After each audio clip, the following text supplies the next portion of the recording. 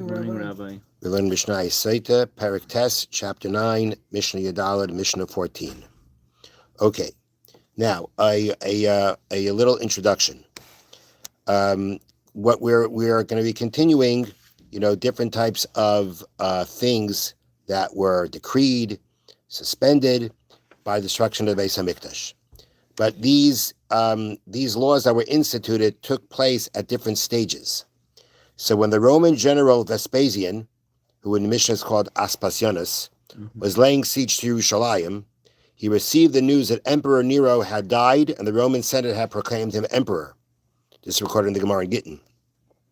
Vespasian returned to Rome and appointed his son Titus as general in his place.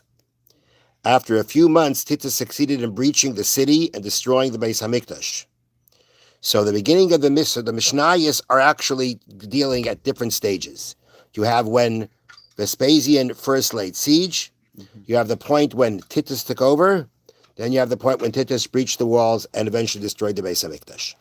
So the Mishnah begins, the fullness of Aspasionis, when the fullness means the military campaign of Aspasionis. During that campaign against Yerushalayim, laying siege to Yerushalayim, Gazru, the sages decreed, al atres chasanim, on the crowns that grooms would wear. A chasan on the day of his chuppah would wear a certain type of crown. I don't know exactly how to explain it. The Bartanur explains it, but it seems to be some kind of, I think it means like a crystal. And it was a crystal that was decorated. It was painted. It was designed. It had designs on it. It was decorated. And this was the crown that he would wear on the day of his chuppah. And it was at that point of time.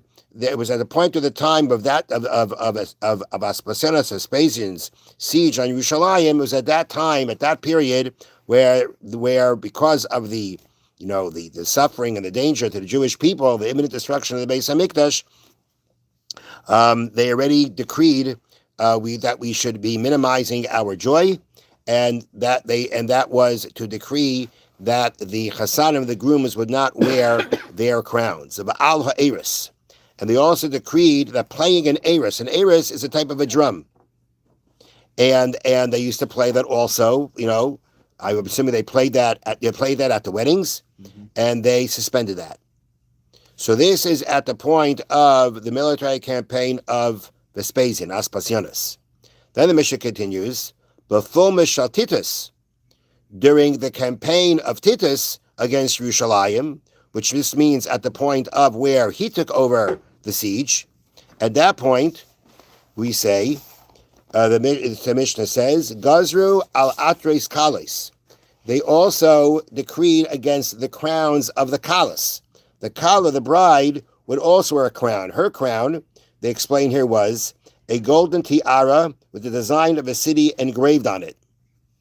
So that was what, at this point, was decreed. Now, it's interesting to note that clearly there was a point of time where we decreed about the groom's crown, but we did not until later decree about the bride's crown, which means at the point where things were not as bad yet, things were bad, but things were still at the beginning stage, they decided not to decree against the crown of the kala, so that the kala should look appealing to her new husband. But only when, as I bring down here, only when the situation grew seriously worse did the sages prohibit even brides to wear their crowns. Again, all because of the greater situation of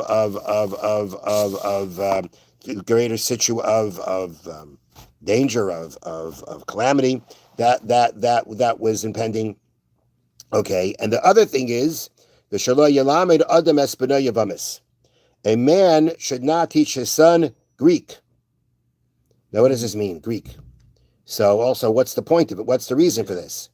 So Yavanis here, the Bartanur explains, is not Greek language, but it was a type of, they call it a special language of hints and riddles used by the Greeks that was known only to those familiar with it. There was such a language, a Greek language, or was used by the Greeks, and it was a language, like they say, hints and riddles, that was known only to those familiar with it. Okay? So, the Mishnah says, you should not teach that to your son. Why not? So the Bartuner explains, this is based on the Gemara, that, and the way they explained it here, with more background is, let me read it to you, the decree resulted from an incident that took place when Hyrcanus and Aristobulus, sons of King Alexander Yanai, were fighting each other for the crown. So right away, you're gonna wonder, if this is when it's happening, this is before Titus. Yeah. But let's just go through it first. You have the situation, there is basically a fight between the brothers about who's going to take the crown. Hyrcanus held Yerushalayim, while Aristobulus besieged the city. Every day, those inside the city would lower money in a basket over the city wall, and the besiegers would take the money and place lambs in the basket for the 2 daily Tamid offerings. I mean, after all, right? The Beis Hamikdash is still there. The sacrifice is still brought.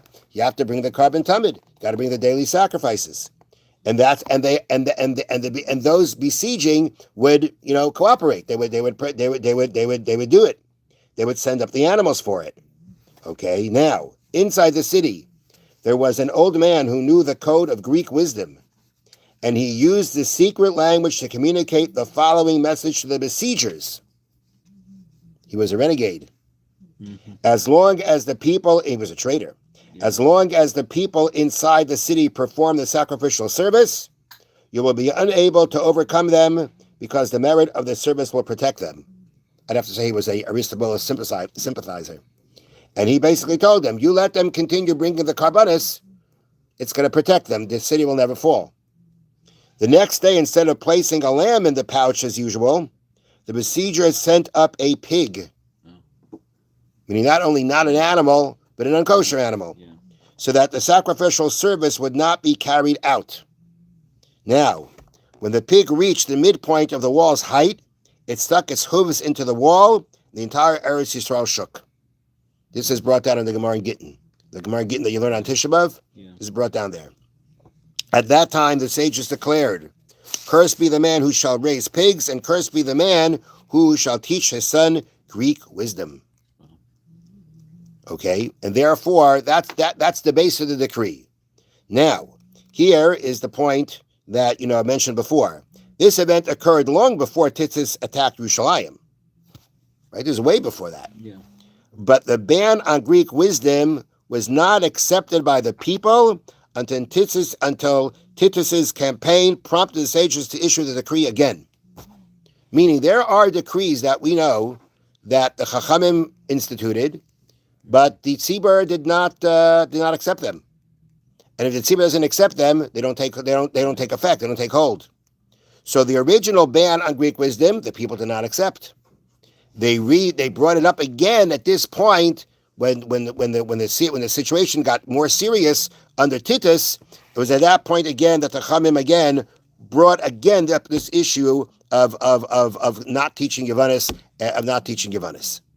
and therefore, and at that point apparently it was accepted and it took effect. All right, so that's the explanation about not teaching the son Yavanis. Now, just to bring up right now, I don't have a necessarily answer, just kind of struck me, so I guess because of the relationship somehow between Greek and between Rome, therefore they reinstituted this. I mean, it's not like there was somehow or another, again, was this Chachma Yavanis, was this secret Greek code, was it still happening? Apparently it was still happening, but did it have any effect on what was going on? It doesn't seem to directly have any kind of effect, but maybe again, as an act of again, part of what was happening with the suffering, with the besieging of Yerushalayim and the possible destruction of the Beis Hamikdash, it was decreed that this is something that people should take upon themselves to stop doing, and that would be part of a tshuva, repentance for what's going on. I don't know exactly, but just that's the explanation about why this seemingly earlier decree was now resurfacing now. Then the Mishnah says, by the final campaign of Titus, which was when the Beis Hamikdash was destroyed, they decreed that a kal should not go out in an aperion. An aperion was a canopy. There was a practice that a bride when a bride went from her family's home to her husband's home on her wedding day, she would be surrounded by a decorative canopy made of gold embroidered garments. Again, a very special, again to give honor and to respect and joy to what was happening. But after this, with the destruction of the Beis Hamikdash, with the final campaign, they decreed that she should not go out with a canopy, again as part of the mourning of destruction of the Beis Hamikdash.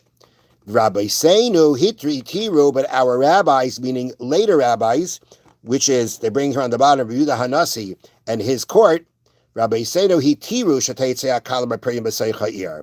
They permitted the Kala to go out within the city in the canopy. Why? For the sake of modesty, so that the bride cannot be seen by passers-by. And therefore, for the sake of modesty, they reinstituted this practice of the Kala going out in a canopy within the city as she's going from her father's home to her husband's home. Have a wonderful day. Thank you. Thank you, Rabbi. Thank you, Rabbi.